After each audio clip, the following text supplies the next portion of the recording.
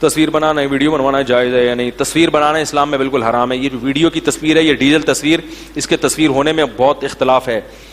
جو بہت سے علماء ایسے ہیں جو اس کو تصویر مانتے نہیں ہیں.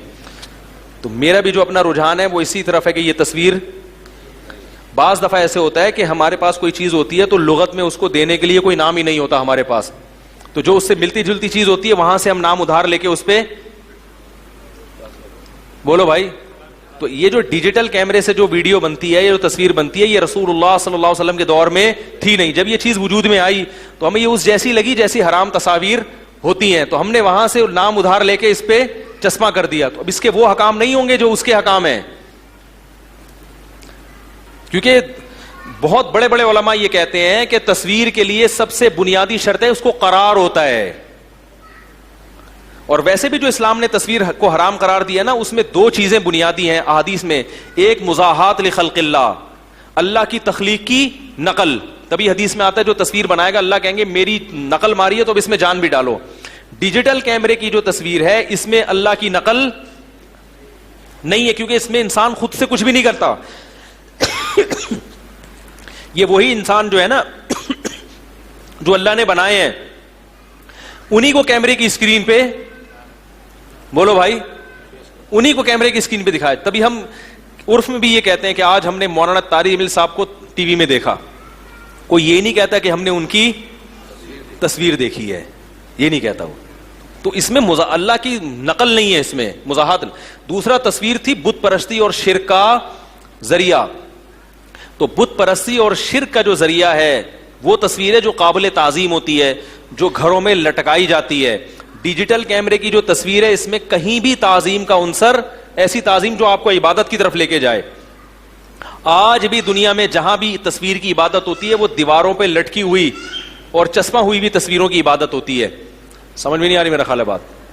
کبھی بھی ایسا نہیں ہوتا کہ کیمرے کی تصویر کی کوئی عبادت کر رہا ہو, کیونکہ وہ جیسے ہی آپ موبائل آف کریں گے وہ کیا ہو جائے گی, کیونکہ وہ لہریں ہوتی ہیں جو 2 منٹ میں غائب ہو جاتی ہیں, اور وہ کبھی بھی تصویر کی شکل میں محفوظ بھی نہیں ہوتی. وہ ڈیجیٹل فارم میں محفوظ ہوتی ہیں, 0101 کی فارم میں. پھر اسی عمل کو ریورس کر کے دوبارہ لایا جاتا ہے, پھر وہ غائب ہو جاتی ہے. تو اس میں جو شرک پھیلنے کا جو تصویر ذریعہ تھی اس کا ذرہ برابر بھی شائبہ نہیں ہے. اور آخری بات یہ کہ بالفرض مان لیا جائے کہ یہ وہی تصویر ہے جس کو نبی نے حرام قرار دیا, تو میرا اس پر ایک تفصیلی بیان ہے.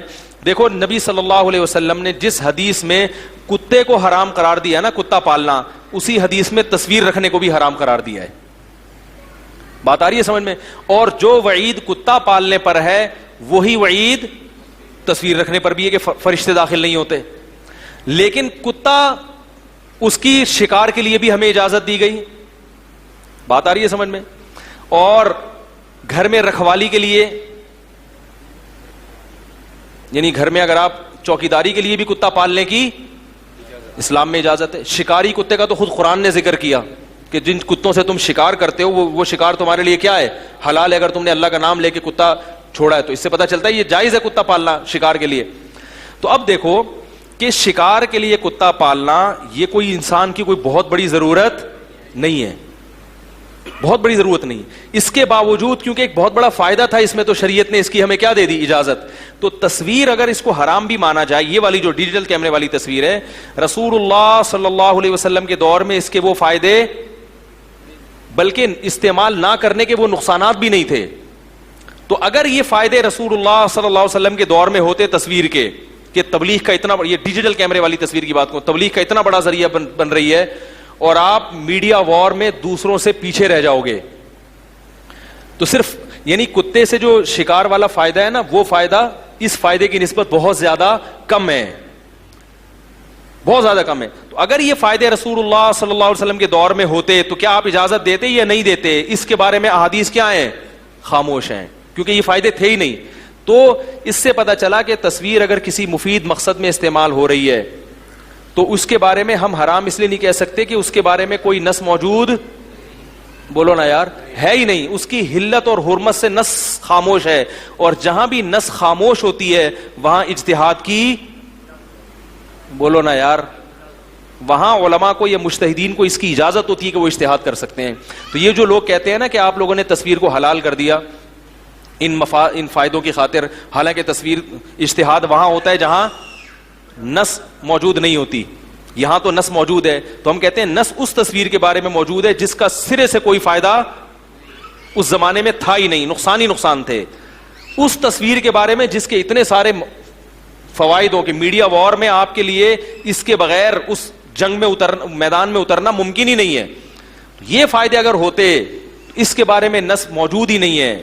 وہ حلال یا حرام ہونے کی بات کرے تو الگ بات, جہاں نس موجود نہیں ہوتی وہاں کیا ہوتا ہے, اجتہاد ہوتا ہے. تو اگر کتے کے مسئلے پر تصویر کو قیاس کیا جائے تو ایک شکار کے لیے جب کتا پالنا جائز ہے تو میرے بھائی پوری دنیا میں ایک اسلام کی تبلیغ کے لیے, یہ اپنی بات پہنچانے کے لیے, یہ حکمت تو شکاری کتے سے کئی گنا زیادہ ہے. اور جو علماء ڈیجیٹل تصویر کو علی اطلاق حرام کہتے ہیں, پھر ہمارے پاس ایک الزامی جواب بھی ہے. ہم کہتے ہیں اگر یہ بالکل بھی حرام ہے, یعنی جہاں فائدہ ہو وہاں بھی جائز نہیں ہے, تو پھر عمرہ کرنا کیسے جائز ہو گیا؟ کیونکہ آپ کو عمرہ کرنے کے لیے بھی تصویر کھنچوانا, بولو بھائی, ضروری ہے.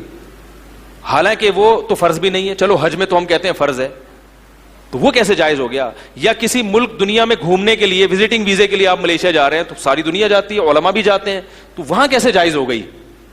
تو جب ایک وزٹنگ کے لیے آپ کے لیے تصویر کھنچوانے کی اجازت ہے, تو ایک میڈیا وار میں غیر مسلموں کا مقابلہ کرنے کے لیے آپ اس کو حرام قرار دیں, تو یہ بات ہماری رائے کے مطابق, یعنی علم اور حکمت کے ہماری نظر میں یہ اتنی مضبوط بات, بولو بھائی, نہیں ہے. باقی جو علماء ماضی قریب میں ہمارے بزرگوں میں اس کو شدت سے حرام کہتے رہے ہیں, انہوں نے ان دلائل پر غور کیا ہی نہیں تھا. انہوں نے اس کے, اور اس زمانے میں اس کا ایسا استعمال بھی نہیں تھا, سوشل میڈیا تو تھا ہی نہیں, تو انہوں نے صرف اس کے نقصان دہ پہلو پر دیکھا, اور واقعی اس وقت نقصان دہ پہلو ہی تھا, اس کا کوئی مفید پہلو, جیسے ٹیلی ویژن کے ڈرامے ہی تھا. اتنا فاسٹ میڈیا کہ ایک آدمی آگے ٹی وی میں ایک بات کہتا ہے اور کروڑوں تک وہ بات پہنچتی ہے, اور ٹی وی میں مذہبی چینل بھی بن گئے ہیں. تو وہ اس دور میں وہ مفتی ولی حسن صاحب جو اتنے بڑے بزرگوں میں سے ہیں, ان کو بھی اس کے ناجائز کہنے پر اشکال تھا. ڈیجیٹل تصویر, ان کی تحریر موجود ہے. تو ہمارے اکابر میں بھی یہ مسئلہ اتفاقی نہیں تھا, بعض علماء کا رجحان اس کے جواز کی طرف. حضرت مفتی تقی عثمانی صاحب نے تو 25 سال پہلے عربی رسالہ میں جو ان کی تحریر ہے اس میں لکھا تھا کہ مجھے اس کے تصویر ہونے پر اطمینان نہیں ہے. تو یہ جو لوگ اعتراض کرتے ہیں نا, پہلے حرام کہتے تھے, اب ایک دم سب نے جائز کر دیا, ایسا نہیں ہے. پہلے بھی بہت سے علماء جواز کے, بولو نا یار, قائل تھے. البتہ وہ اس کو پرچار نہیں کرتے تھے, کیونکہ ان کو اس کا اندازہ تھا کہ اس کا نیگیٹو استعمال کیا ہوگا, زیادہ ہوگا, اس لیے وہ خاموش تھے.